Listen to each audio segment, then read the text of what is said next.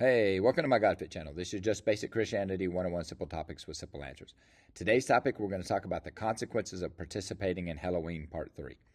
Now, let me first start off with, if you participate in Halloween or have done any of the rituals in the past, like dressing up in costumes, trick-or-treating, carving pumpkins, bonfires, etc., this does not mean you're going to hell. This is not a salvation issue. Because as long as we are breathing, we have time to repent and ask for forgiveness. Salvation comes from Jesus and Jesus alone.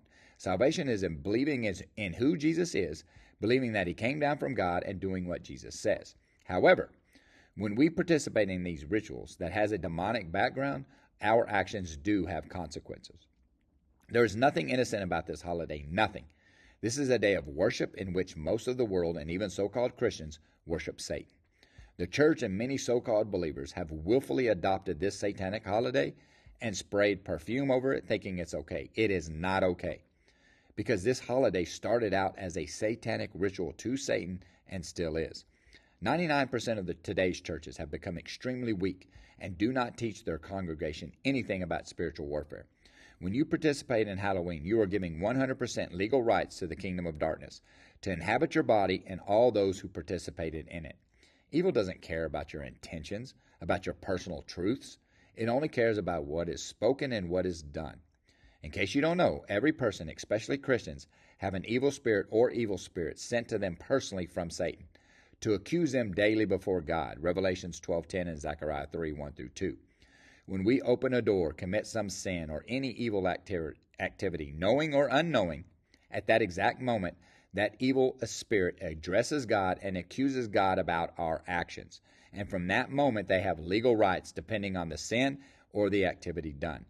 Since God is 100% always just, if they have legal or just rights to us because of our actions, God will grant them access. Now, let me tell you the truth. When you participate in Halloween, which is a satanic ritual of evil and sacrifice, you open multiple doors to the kingdom of darkness for yourself, your spouse, and your family if they participate. To what extent? I don't know.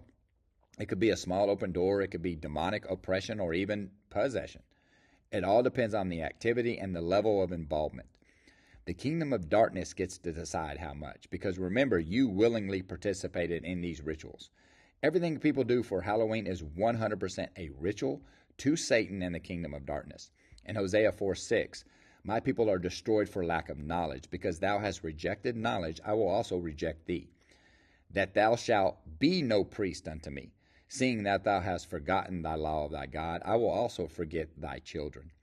Anyway, after listening to many testimonies from ex-witches, warlocks, and Satanists about this night of terror, during the time frame of October 13 to 31, which is a reciprocal ratio, more spells, more human and animal sacrifices are performed during this time than any other.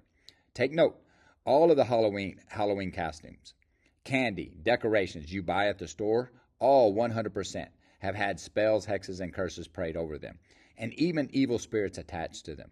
When you put on these or buy any Halloween stuff, these actions automatically create open doors for evil spirits. This day is the most holy day for witches, warlocks, and Satanists because of this reason. It is a season for evil. All witches joyfully claim the message to the world stating that this is a day Christians willfully turn their back on God and serve Satan, unknowingly by participating in these rituals, thinking it's innocent. The Church of Satan publicly quotes, Halloween gives the most mundane people an opportunity to taste wickedness for one night. They have a chance to dance with the devil. They get to have a one-night stand with the devil. The founder of the Satanic Church, Anton LaVey, says, I'm glad that Christians' parents let their children worship the devil at least one night a year. Welcome to Halloween. The devils love this holiday because on, again, this day, once a year, most Christians unintentionally deny Jesus and worship Satan worldwide.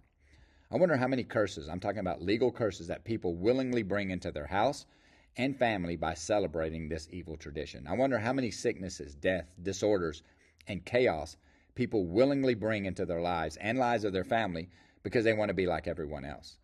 They want to be like the world for one night and not like God. I wonder how many churches bring curses on their congregation by participating in these evil rituals, and yet they try to camouflage it by calling it something else. I wonder. Anyway, if you choose to participate in this satanic holiday, be prepared. When you knock on the devil's door, he will answer, and he will have legal rights. Everything is a choice, and every action has a positive or negative consequence. In Colossians 2:21 it says, "Do not handle, do not taste, do not touch." Romans 2:8 says, "But for those who are self-seeking and those who reject the truth and follow evil, there will be wrath and anger." Romans 3:8 says, "Why not say, as some slanderously claim that we say, 'Let us do evil that good may result'? Their judgment is just." Read these chapters in full for a greater faith. Zechariah 3, Hosea 4, Colossians 2, Romans 2 through 3, Revelations 12. Y'all have a good day. Be safe and stay away from bad people, because bad company corrupts good character. And always remember, to God be all the glory. Jesus really is God. Jesus really is Lord. Peace.